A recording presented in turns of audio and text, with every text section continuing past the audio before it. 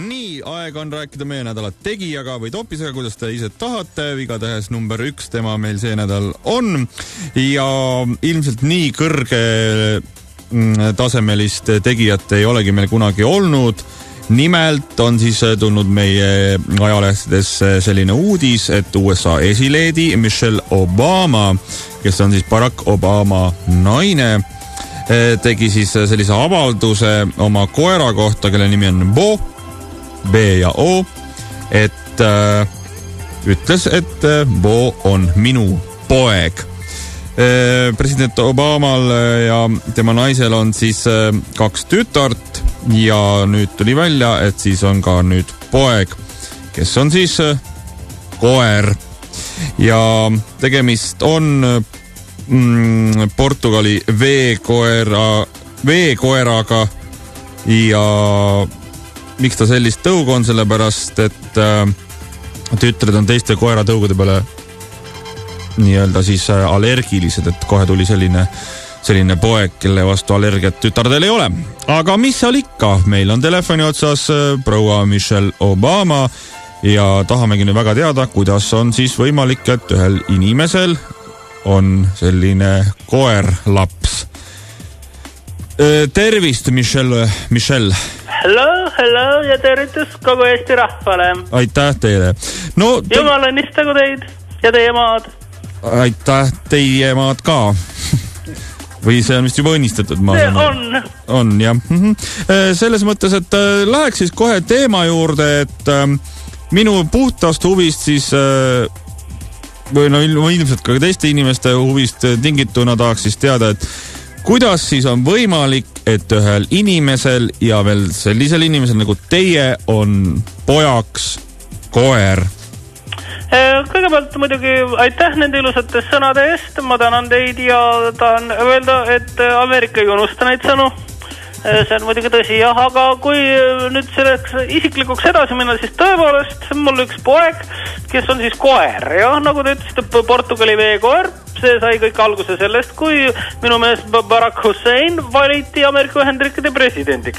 Ja teada on ju see, et kõik mehed, kes siis Ameerika Ühendriikide presidendiks valitakse, no nad peavad oma naisega, nagu öeldakse, siis kokku elamisest pisut loobuma. Kolitakse siis teadupärast Valgesse majja, olete kursis, eks ju?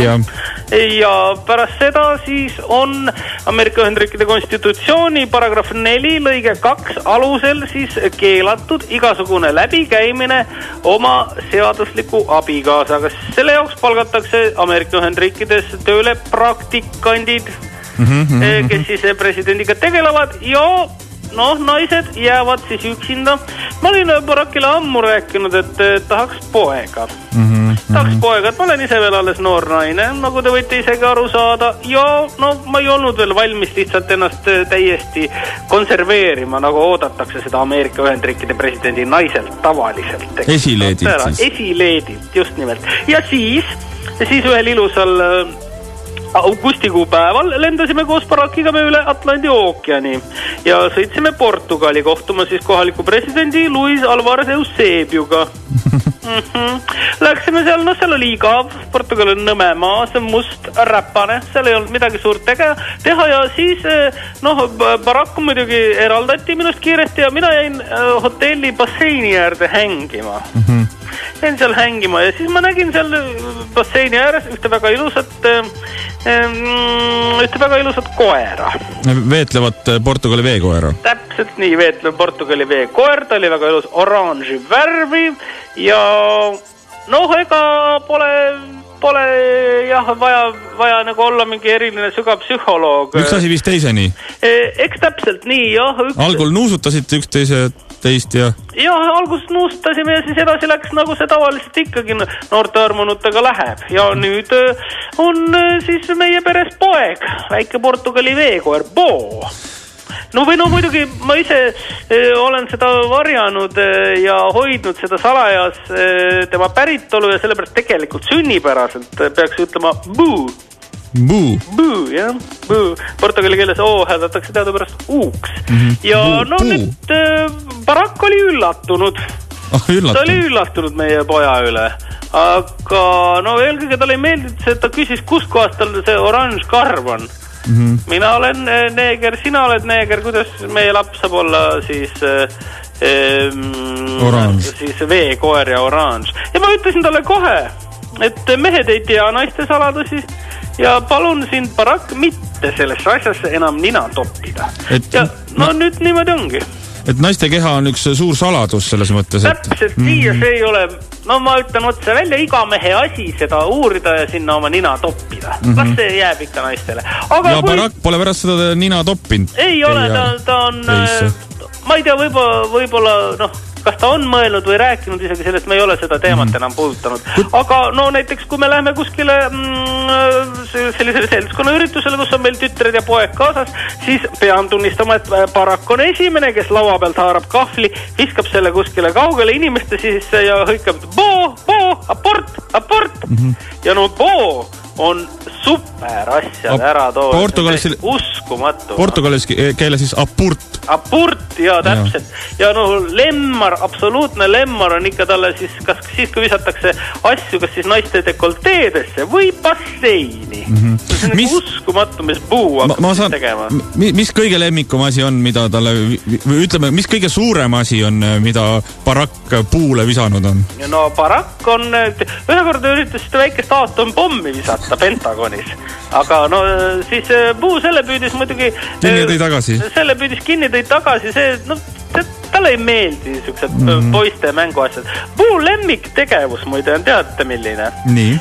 Laua alla pugeda laua alla, kui on mõni selline vahva selline pikkade kleitidega pidu, tüdrukutele ju meeldivad kleidid, ja puu ronib rahulikult laua alla ja siis paneb oma ilase suu sinna põlve peale naistele.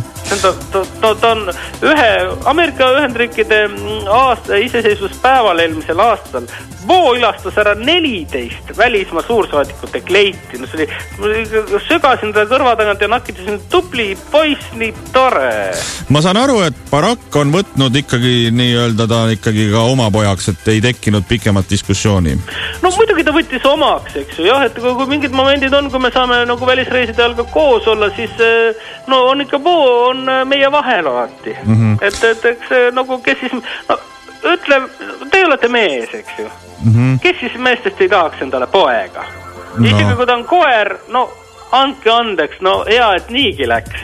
See kui oleks 8 jalg olnud. Ma saan aru, et kui me oleks Portugali asemel Jaapanisse reisinud, võib-olla mul oleks hoopis 8 jalast poeg. Ma tahtsingi küsida, et teatavasti siis nii-öelda tsölipaatlus tänu sellele, et te olete esileedi, kestab veel vist 15 aastat. Ja vähemalt, no mu lepingu järgi on 20 aastat veel järgnud. Et selles mõttes, et ja kindlasti olete noor naine, et on veel nüüd ka midagi tulemas või plaanis veel, kui nii võib küsida? Teate, minul on küll plaanis, sooviksin ikkagi veel poegi saada. Ja noh, kuna on meil ootab ees reis Teravmägedele, mis on siis üks tuntumaid maailma jääkarude populatsiooni siis sellist kohta ja no ma ütleks, et ühele pojale vähemalt on ruumiga pärast seda, kui me oleme käinud Aafrikas safaril. Jääkarupojale nimi ka olemas Knut, väga hea nimi, aga ma ise nagu teisest pojast ootaks niisugust pikka kaela, tahaks hästi sellist ruudulist.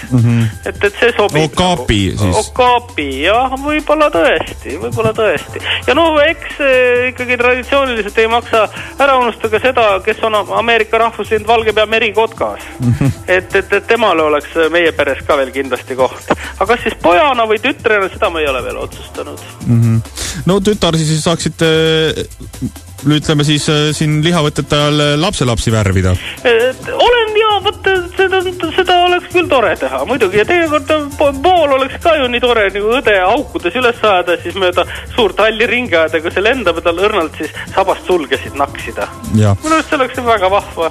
Oleks, aga Michelle, suur tänu teile sellise ülevaatliku oma pere siseasjadest intervjuu eest. Aitäh teile! Aitäh! Ja intervjuu teine osa on siis eetris Radio 2 saates. Siin me oleme täna, ma saan aru, jah? God bless you! God bless you back!